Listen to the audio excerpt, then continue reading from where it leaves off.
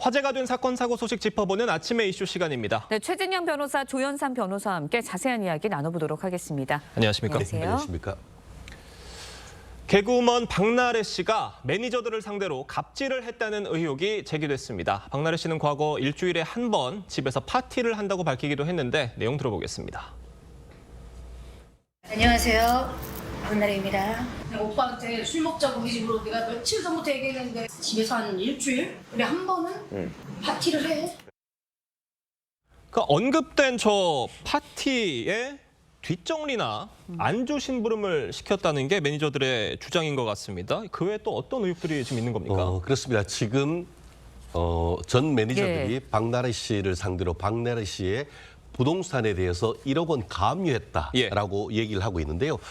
저희가 법조인 관점에서 봤을 때는 고의나 과실에 의한 위법행위에 이른바 불법행위로 손해배상, 위자료 청구를 했고 예. 거기다가 일부 진행비 미지급, 그러니까 용역비 네. 그 두 개를 합쳐서 1억 원 정도 청구를 했는데 가압류가 됐다는 것은 그 분들이 요청했던 부분에 대해서 일정 부분 소명이 됐다는 건 아니겠습니까? 예. 근데 구체적으로 지금 말씀드리면은 지금 언론 보도를 보면은 직장 내 괴롭힘인데 구체적으로 지금 그 파티를 하고 나서 그 이후에 뒷정리라든가 예. 아니면은 뭐 안주 심부름이라든가 아니면 거기다가 같이 동석을 요청을 하는데 술을 먹으라라는데 거부를 하니까 이에 대해서 화를 내고 예. 또 그 잔을 던져서 상해를 입었다라는 그런 얘기인데 예. 우리가 특수 상해 같은 것들로 지금도 이렇게 얘기를 하고 있는데 그 바로 위험한 물건인 그 유리잔으로 예. 이렇게 던져서 사람을 다치겠다 이런 부분인데요.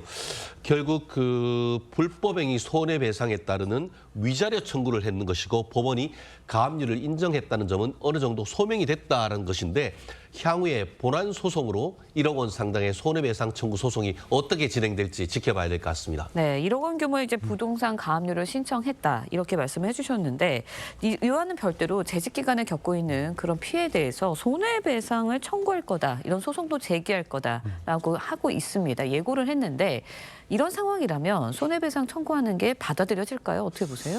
앞서 말씀하셨지만 부동산이 가압류 신청이 인용이 되었고 가압류가 예. 진행되지 않았겠습니까? 가압류 신청이라는 것은 본안 소송을 전제로 해서 먼저 진행을 하는 그런 사건이라고 할 수가 있겠고요.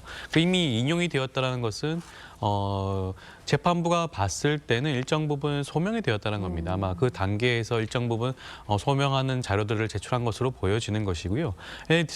본안 소송은 손해배상 예. 청구로 진행이 될 것이고 그 금액은 1억 원으로 예상이 될 수가 있는 것이고요.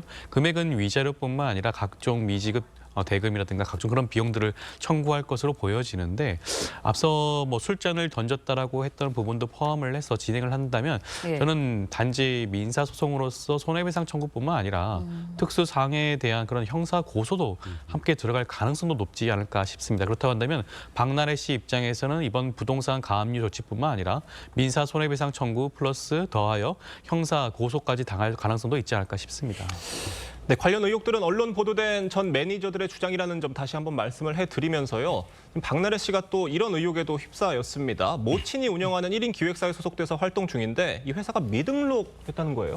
그렇습니다. 본인이 어떤 그 등록 그 1인 예. 기획사를 차려가지고 예. 행위를 했지만 이 내용이 서비스 및 그 행사 대행업만 등록을 했는 것이지 말씀하신 것처럼 대중문화예술 예. 기획업으로 등록하지 않았다라는 취지인데요. 지금 최근에 지금 그 이제 K-팝 이런 K-컬처 이런 부분과 관련해 가지고 대중문화산업 발전법이라는 게 있습니다. 거기에 따르면은 대중문화예술 기획업자가 등록 없이 영업할 경우에는 이게 2년 이하의 징역이나 2천만 원 이하의 벌금에 처할 수 있다라고 하는데 지금 그 박나래 씨 같은 경우에는 네. 소속사에 소속된 건 맞지만 그 업무 자체가 이 문화예술업으로 등록을 하지 않았던 그런 의혹을 지금 받고 있고요.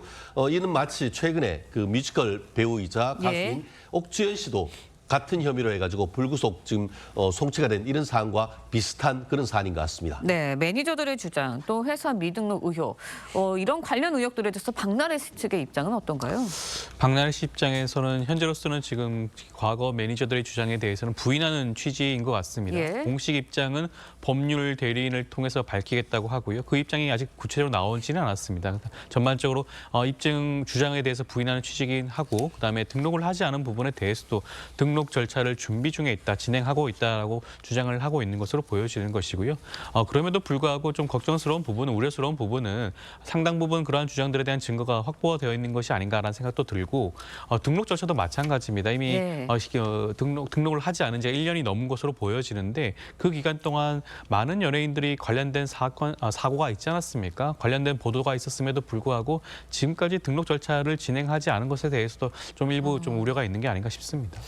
알겠습니다. 다음 소식 짧게 짚어보겠습니다. 지난 3일입니다. 경남 창원의 한 모텔에서 20대 남성이 중학생들을 상대로 흉기를 휘둘러 3명이 숨지고 1명이 크게 다치는 사건 발생을 했었습니다. 앞서 리포트로도 보여드렸는데 이게 피의자가 사망을 한 상황이어서 범행 동기에 대한 수사는 어떻게 진행되고 있는 겁니까? 그렇습니다. 사실 살인 사건은 전형적인 동기 범죄입니다. 예. 그렇기 때문에 대법원 양형위원회도 일반 동기, 비난 동기 이런 식으로 해서 5가지 동기로 얘기를 하고 있는데요. 지금 그 가해자가 지금 그 사망한 예. 그런 상황이다 예. 보니까 수사 자체가 만만치는 않은 것 같습니다. 말씀하신 것처럼 그 지난 3일 오후 4시 반쯤 이 창원에 있는 한 모텔에서 네. 끔찍한 사건이 일어나는 것 같은데요. 중학생 남녀가 사망을 했고 또 옆에 같이 있던 중학생 남자 또한 사망을 했습니다. 다행히 같이 있던 또 다른 여성 같은 경우에는 사망하지 않아서 현장을 직접 목격하고 그에 대한 그 네. 어떻게 보면 증언을 하고 있는 상황인 것 같은데 예. 결국 CCTV라든가 그 사이에 관련된 사람들이 주고받은 소셜 미디어 이런 부분을 지금 확인함으로써 이 살인 행위의 동기를 밝히는 것이 굉장히 중요한 수사기관의 역할인 것 같습니다. 네, 일단 사망한 피의자 범행 전에 마트에서 흉기를 구매한 것으로 알려졌습니다. 그렇다 보니까 계획 범죄 가능성이 크지 않겠냐 이런 이야기도 있는데 어떻게 보세요? 계획 범죄를 살펴보기 위해서는 본인의 진술이 없다고 한다면 전후 사정과 맥락을 따져볼 수밖에 없습니다. 예. 지금 사망한 그런 가해자 범죄자의 경우에는 말씀하신 대로 2시간 전에 마트에서 흉기를 구입을 했다고 해요. 그리고 난 다음에 피해 학생들을 모텔로 호출한 거 아니겠습니까? 네. 만난 다음에는 직접적으로 범행이 발생하기도 했죠. 그렇다고 한다면 이 모든 것은 다분히 계획적으로 이루어졌다고 볼 수가 있는 것이고요. 그리고 지금 생존한 피해자 중에 한 명의 여성의 진술에 따른다고 한다면 그 격분한 이유가 본인 그 피해 여성의 예. 피해 여학생에게 남자친구가 있다는 것을 사실 알고 격분했다라는 그런 진술도 있기 때문에 모든 것을 살펴보게 되면 다분히 계획적 범죄가 아닌가 생각이 듭니다. 알겠습니다. 오늘 두 분 말씀은 여기까지 듣겠습니다. 감사합니다. 고맙습니다.